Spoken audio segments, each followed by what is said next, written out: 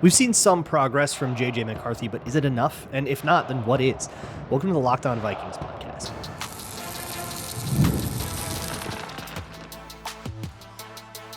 You are Locked On Vikings, your daily Minnesota Vikings podcast, part of the Locked On Podcast Network, your team every day.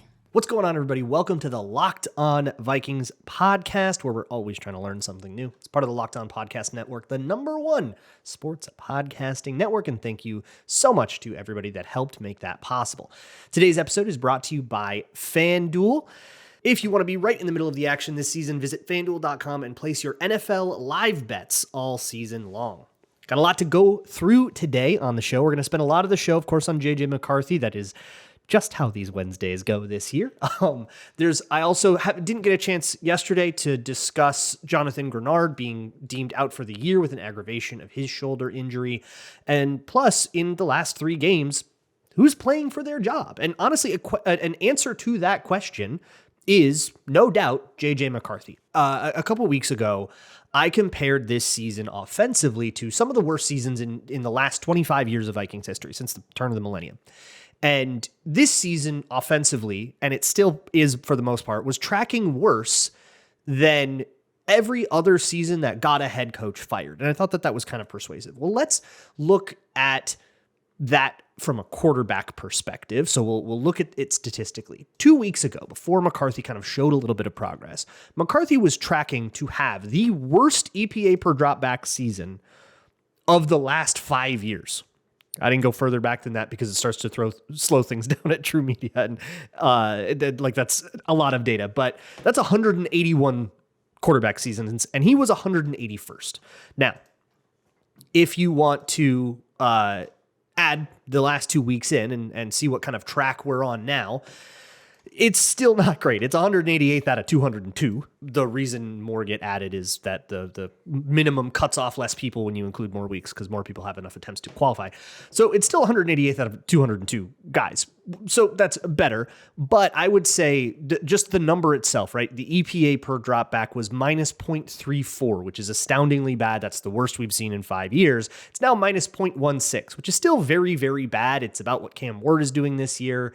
It's about what Mac Jones did in 2023 before he kind of got the boot. It's what we saw from Will Levis, more or less, last year. We're still on that track if you add everything up together, right? And obviously the last 2 weeks are really encouraging. So the question is, what expectation do we have for the next 2 weeks? What has to happen for the Vikings to make this decision or that one, right? And I think that's a good place to put the benchmark. What we need to see out of JJ McCarthy is what makes it so the Vikings don't make a panicky quarterback move this offseason. I think you can all agree that if they go into this offseason just straight needing a quarterback, say, well, nope, this is Josh Rosen, we got to get rid of him. If they go into that offseason with this, it is tracking toward disaster. I think that we can all kind of see that, I hope. Unless they get really lucky and Cincinnati calls them and says, Joe Burrow wants out, what do you want to trade for him? Like, unless you get a situation like that, or Lamar Jackson falls to you in the draft or something like that, I don't think you can rely on those things. Like, I don't think you can say that's going to happen, that's what's coming. And you certainly can't bank on it in terms of the decision-making you employ in February and March. So otherwise, you're going to be drafting, call it 10th to 14th, somewhere in there, and needing a quarterback in a class where enough quarterbacks for that are not coming out. This is not like the 2024 class where there were 6 first-rounders and you could pick 11th and get one. This would not be that. You'd either be trading up like crazy, trying to trade up like crazy, or picking a second-rounder and hoping for the best. Or you're picking up some veteran cast-off and you're trying to make things work with, the way the Giants did with Russell Wilson this year. There's so many more likely options that all seem really, really bad. And so you need McCarthy to feel better than one of those. And 2 weeks ago, he did not. He was playing worse than Russell Wilson did with the Giants, or than whatever name I think of, like the Cam Newton Patriots season, right? Where they needed a quarterback and they kind of took what was there, and Cam Ward was what was there, and it wasn't very good at all. Cam Newton, I'm getting my Cams mixed up, okay? Cam Newton is what was there, and it wasn't very good, and he was hurt a bunch, and it didn't work, and then they ended up drafting somebody the next season. So that's what we have to avoid, I would say. So are we up to that standard? Well, I would say as a seasoned body of work, statistically, no. By EPA, we haven't cleared Will Levis, who lost his job after that season. We haven't cleared Kenny Pickett in 2023, who lost his job after that season. We are right in the range of like Zach Wilson years where he lost his job after that season, or other quarterbacks rookie years that ended up not working out. So I would say no. I think we still need to show some improvement. Now, what that improvement means is statistically, you got to put down performances that drag that up, right? But let's get away from the stats for a second and speak a little bit more directly at the thing. He played really, really poorly. And the other kind of caveat to this is the Vikings need to think that it's McCarthy's fault and not their own. Kevin O'Connell has to say, nope, can't work with this kid. He couldn't do what I needed him to do. You got to get me somebody I needed him to do. And everybody's got to agree on that, which is a different thing. But if they all say, yeah, no, it is the quarterback's fault, let's get you a new quarterback, then that's a different thing than if Kevin O'Connell says, no, we didn't do things right with him. We're going to do stuff differently. And for that reason, I project it to be better, right? But obviously they're not going to go into 2026 satisfied with another quarterbacking season like what they have had this year. So let's look at this Cowboys game. And the central debate is about, I would probably guess, it is about, well, it was a bad defense. How much do you care about him playing well against a bad defense? And so that needs to be in your head when you watch it. So patreon.com/LukeBrownNFL. I do a JJ McCarthy video every single week. It's over an hour long every single time. I do most of the dropbacks, and I try my best to figure out what happened and how we feel about McCarthy on it and how we feel about the scheme and all that stuff. So you can go watch all of those right now if you want. And in that one that I put up on Tuesday morning, the vibe is that it's a lot calmer from McCarthy. His feet are a lot calmer about him. They stay together. He doesn't break the snowboard. That's an analogy I think I'm going to keep using, where you kind of want your feet to stay shoulder width apart. You want them to stay aligned with each other. You want them to be clipped into a snowboard. And if you can't step out of the snowboard or click your heels together when you're on a snowboard, don't break the snowboard. And he did a better job of keeping that. And I would say his throwing mechanics, that leg whip, the hip over rotation, was much milder than it even was in the Washington game, where I thought it got better there too. So he's now put two together where those habits are starting to kind of, the edge is coming off of them. And he was a lot more accurate. He was a lot more decisive. He got the ball out quicker. He played a lot better at just executing the basics of what he is asked to do, which when you don't execute the basics, when you don't do the stuff that we usually take for granted as a quarterback, you get these historically bad performances. That's how you do historically bad, is you take the fundamental, take it for granted stuff, and it's like driving a car without knowing which pedal is which. We all kind of assume that everyone behind the wheel of all the cars knows which pedal is which. And if you don't, boy, that's going to show up. So McCarthy has put two together that are better. And the statistical impact of just because of laws, the law of averages is so funny. And because there are a couple of just such insane outliers that are dragging McCarthy's down, in particular the Lambeau game, the Atlanta game. Those two games are dragging McCarthy's EPA down quite a bit. And rightfully so, they were very, very, very bad. But if you add two average games to that and dilute those, the average is going to come up a lot. And if you add two really good games to those, the average is going to come up a lot. And so the distance between JJ McCarthy and neutral EPA per dropback, so 0.0 exactly on expectation, has cut in half. So he has gone from, you could even call it, depending on how you want to do this, you could even go from, he's gone from the end of the spectrum to just above the bottom quartile. That is still not good enough. If he plays minus 0.16 EPA per dropback for the next 3 games, which would mark a pretty much a return to Detroit, Chicago, Baltimore, those games. If he goes to that, then that's a regression that I think would sort of show us, okay, he didn't really have it. This guy's not going to work out. We have to get something in this building that's going to work a little better than this. And teams have moved away from quarterbacks for much lesser sins. So I think they would be justified in doing that. But it would be, again, kind of a quick hook thing for, hey, you drafted a 22-year-old, asked him to do way too much, he couldn't handle it, and you moved on. It would be a scathing indictment on Kwesi and the Vikings in a different way. But I think that's a reasonable place to put the line, I guess, is what I'm saying. And you know what? A valid answer might be that there is no line, that you're in this, you're going to do 3 years of him no matter what. It could be the worst 3 years ever, but you're going to do him because you got to see it out. And I kind of would respect that, I guess. But I guess that then raises the question is what needs to happen with McCarthy for him to achieve this relatively low goal that we have set? That'll be next on Locked On Vikings.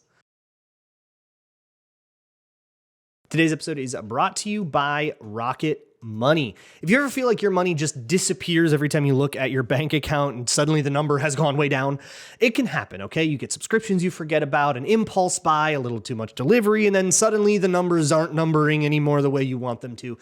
Rocket Money helps you get clarity and track every dollar and stay in control of your finances.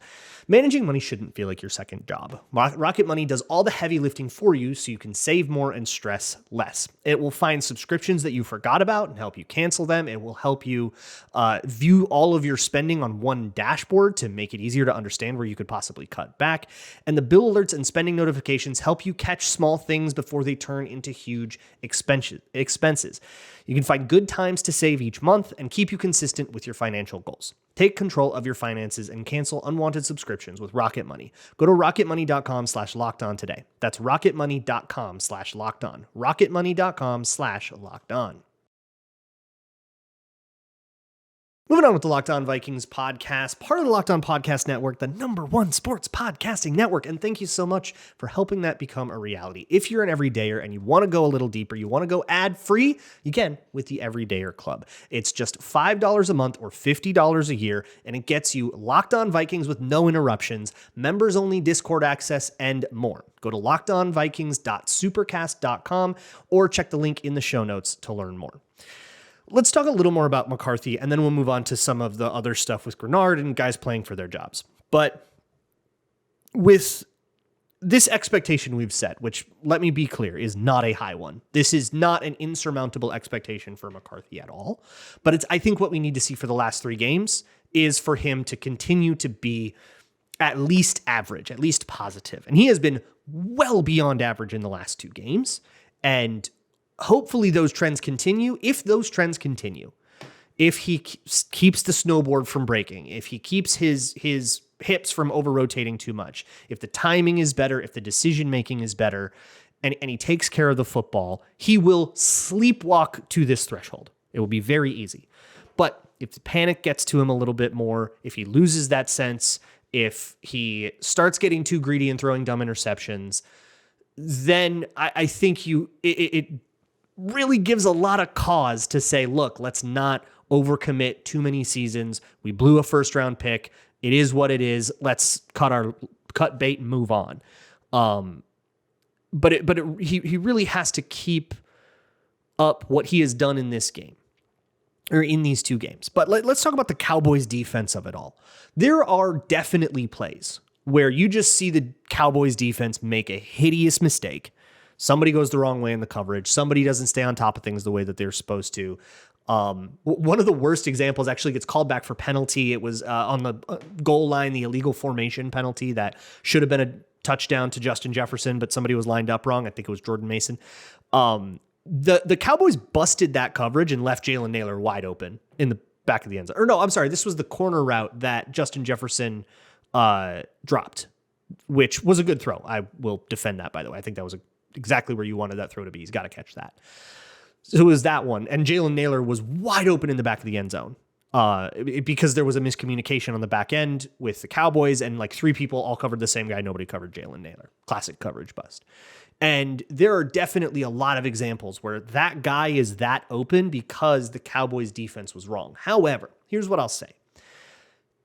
With the problems McCarthy has been dealing with, like, those mistakes have been happening all year long to the Vikings. And it's the NFL. Schemes are good. Communication is hard. There are always going to be problems on the back end. That's how the offenses move the ball in general. If there weren't, everybody would get 0 yards. So like there are always opportunities, and all year long there have been opportunities on the back end. We've been talking about Jalen Naylor being wide open all season long, and it's finally turning into the production that it should.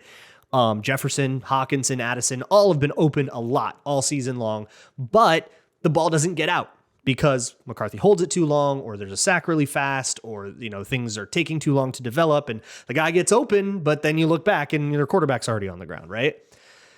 So all of that stuff is not necessarily unique to this game. It's just that now when you do the basics, when you know which pedal is gas and which one is brake, you can then take advantage of those opportunities with confidence, and you can get the ball out without the defensive line being able to bail out the secondary, which has been happening to defenses who play the Vikings all year long.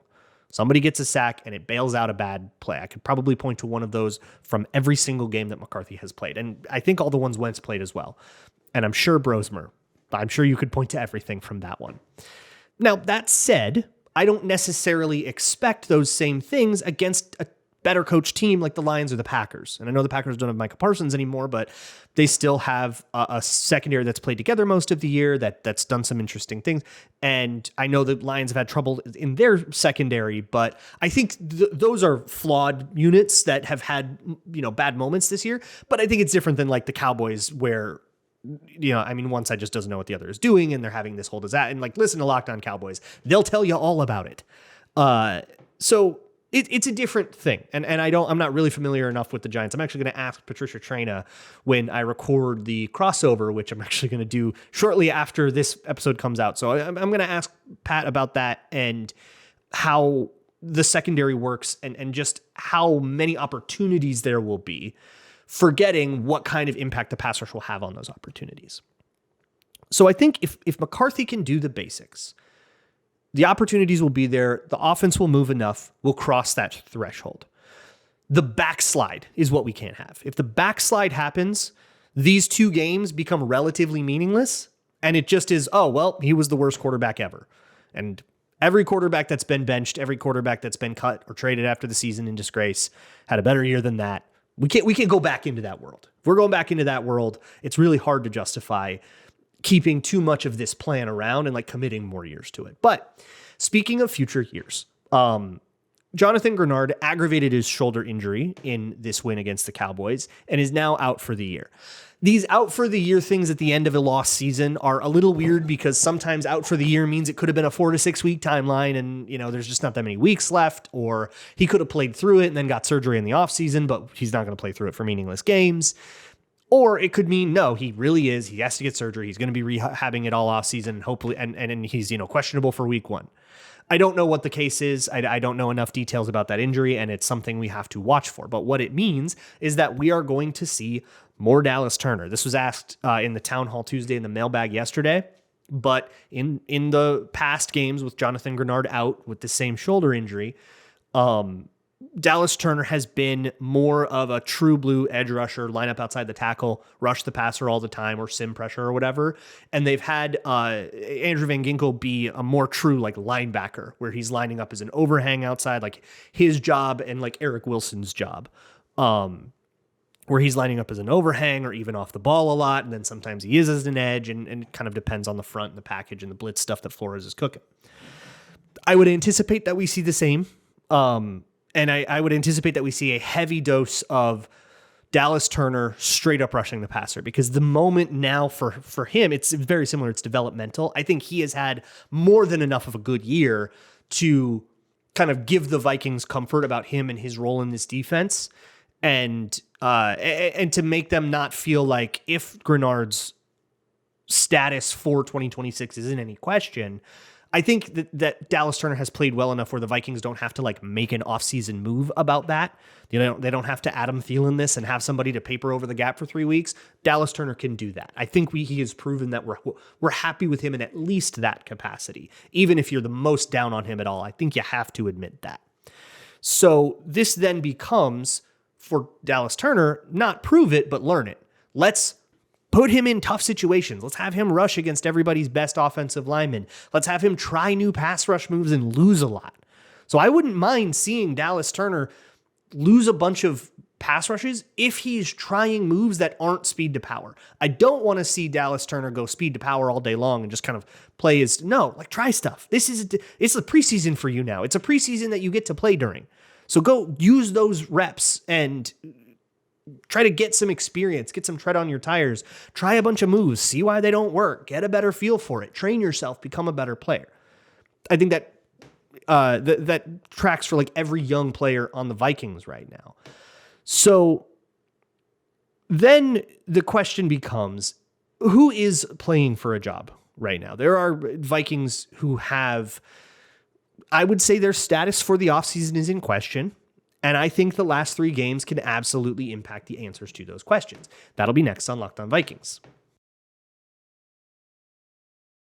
Today's episode is brought to you by FanDuel. NFL Sundays move fast. One big play, and suddenly everything can feel super different. For example, the Vikings walked into Dallas as 6.5-point underdogs, but by halftime, that line had moved. And it might be the same thing this week. The Vikings are 2.5-point favorites going into the Meadowlands, but a stumbly start, and that line could move a lot. Or it could move the other way if the Vikings get out to a lead. And if you think, man, this one's going to collapse, I can feel it in my bones, maybe you could go on to FanDuel at halftime, find a live bet, maybe even parlay it with a live player prop, which you can do, or any number of other fun things. Put together a same game parlay if you want, or just bet that straight up spread, that straight up money line if you feel a comeback coming. That is where betting can be so much fun. When the game starts to shift, when somebody gets hot, a player starts hitting from 3, somebody starts, making a whole bunch of huge plays after the catch. You can bet on the next touchdown scorer, drive results, totals, and more. It keeps you locked into every snap, every drive, and every possibility. So if you want to be right in the middle of the action this season, visit FanDuel.com and place your NFL live bets all season long. FanDuel, the game moves fast, and so can you. Moving along with the Locked On Vikings podcast. So who is playing for their job? And I think those are the players that you're going to see a lot more of in these last few weeks. Players who are, entrenched in their position, and especially veterans that are dealing with injuries. I would not mind if we saw none of Christian Darrisaw for the rest of the season. I don't see why he has to take a snap. I know Justin School is frustrating. I hate watching him too. But in a way, he is playing for his next opportunity as well. I think he's only on a 1-year deal, but he's playing for whatever his next opportunity. He would love to put some better tape out there in the last 3 weeks to leave a better taste in everyone's mouth. So when he goes into free agency, he has that much less to answer for. And so that is, I think, the way that the start-sit decisions are going to be made, especially with somebody like Darrisaw, who's been dealing with an injury, and with, of course, Jonathan Grenard dealing with his thing. I wouldn't mind sitting Ryan Kelly and putting Michael Juergens out there and giving him a chance to play for his job. I'm flirting with something dangerous a little bit with McCarthy, where if you put too many backup linemen out there, you're going to get a 65% pressure rate. And now McCarthy can't do what he has to do. He is still the priority. The priority of these last 3 games must be to both develop JJ McCarthy more, but also lay the foundation for the reasoning for whatever you do with him in the offseason. Because it has been bad enough where it is a question. But for everybody else, like O'Neal, chill, sit out. Let's see what Walter Rouse has. Let's give him a chance to play for that job. Now, the end of the season is not typically when you are playing for a job for like bottom roster guys like Rouse. He is playing for his job in August. That's what camp is for. He'll come into camp and he'll do his thing in camp and then maybe get banished to the 3rd team and cut it with all the undrafted rookies or whatever. But there's no real reason to cut a guy like that in March. You might as well bring him to camp and give him one last chance to prove himself. But I think of somebody like Javon Hargrave. I think that's the most obvious one. Javon Hargrave next season, if he is released, would save the Vikings $11 million. They could also save an additional $4 million if they traded him away in the offseason, and it could be for a 7-6 swap. It could be for nothing, but they could save even more money doing that. He has some guaranteed salary that would travel with him in the event of a trade. I think of somebody like Isaiah Rodgers, who has had a very up and down year. Well, the Vikings have to do some more cornerback shopping this offseason. It's a little less dire than it was before if you give Isaiah Rodgers the starting job. Now, he has had a lot of really awesome moments this year and then a lot of really bad moments this year. I don't think that what he has done is too close to him being like he's not getting benched outright, I wouldn't say, although Fabian Moreau is getting a weird amount of run, and that is something to look into. But for somebody like that, or somebody who's been more solidly benched like Ivan Pace, I think the last 3 games can be their sort of closing argument for, hey, no, don't draft that corner first round. I'm playing outside. If you want to draft an inside corner or something, or if you want to, take a safety or somebody else that's going to help this room, okay.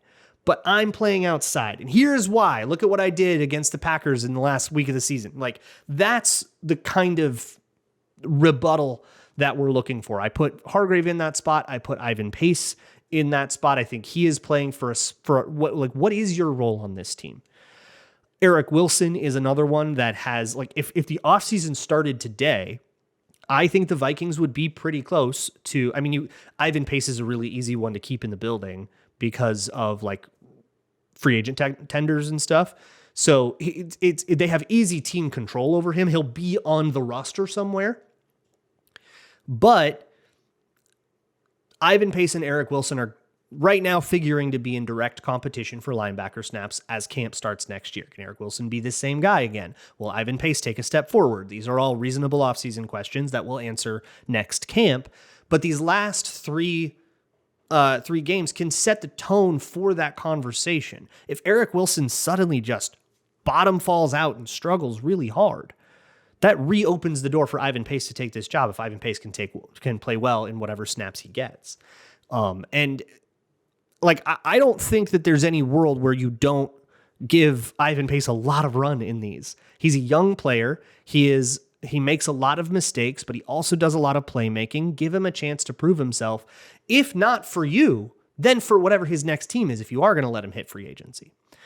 So those are the kinds of players that I'm talking about. And I think at this point, so long as you're not putting your quarterback in genuine danger by starting a second team defense or second team offensive line against like Dexter Lawrence and Kayvon Thibodeau and Abdul Carter, or he's hurt, isn't he? And a pretty nasty Giants pass rush. Like, let's not get our guy killed. But when it comes to these hurt veterans and stuff, sit them down.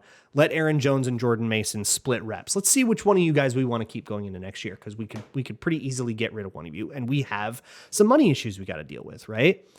And even guys on the bottom of the roster like Levi Drake Rodriguez, who's gotten a lot of run but has had these ups and downs. Give him a chance to earn a greater part of this rotation, especially if Javon Hargrave's not going to be part of your plans next year. Give somebody like Levi Drake a shot to kind of take that over, or especially give your rookies time to take a little bit of that. Give Jay Ward a little more run. If you're done with Theo Jackson, and it seems like they are, he did not play a single defensive snap in that last game. He went from an every down starter to special teamer only, and Jay Ward has very clearly leapfrogged him on the depth chart regardless of matchup. So give him a chance to really earn his keep there and earn a chance to compete for that job next year, even though he doesn't take he is under contract, isn't he? He's under contract for one more. Yeah. So give him a chance to compete for a real starting job or a real role in the offense next year. But these last 3 games can kind of earn that chance for him, so that he's not just walking into camp with everybody looking at him and being like, there goes special teamer Jay Ward. No, give him a chance to start raising questions and make you think all offseason, There's not much more to say about the Cowboys game. It was a fun win to get on Sunday night, but obviously with it being completely irrelevant to playoff chances and with there not really being much to project about the 2025 Vikings, doesn't really matter, to all of that. The last thing I'll leave you with is that I still want the Vikings to play well in those last 3 games. I don't want them to necessarily win or lose. I don't care. Whether they're 6-11, I'm never going to be the guy that roots against them for draft picks. That's just not me. And I've been over why plenty of times on this show, so I won't relitigate it. But I want to see them play well. If they play well and lose, that is fine by me. If they play well and win, that is also fine by me. But we just want everything to not be embarrassing.